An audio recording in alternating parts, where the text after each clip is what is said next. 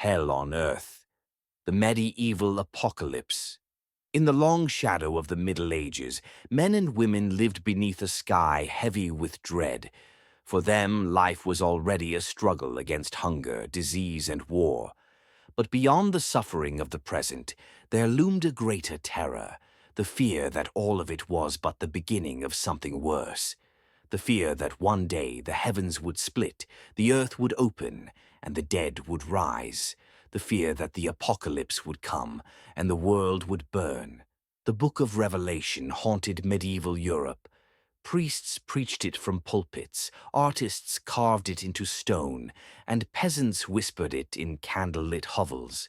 It spoke of fire and famine, of beasts and plagues, of rivers turned to blood. It promised that no king, no castle, no coin could protect against the fury of God and the jaws of hell.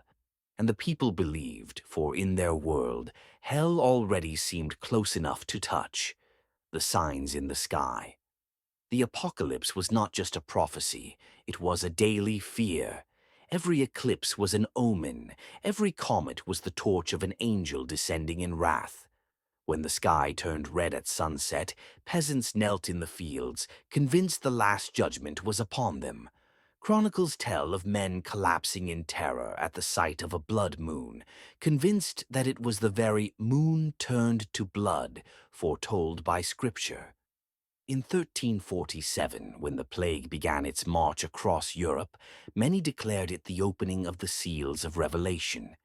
The horsemen were said to ride again, pestilence cloaked in disease, war astride iron armies, famine gnawing at the land, and death himself following close behind.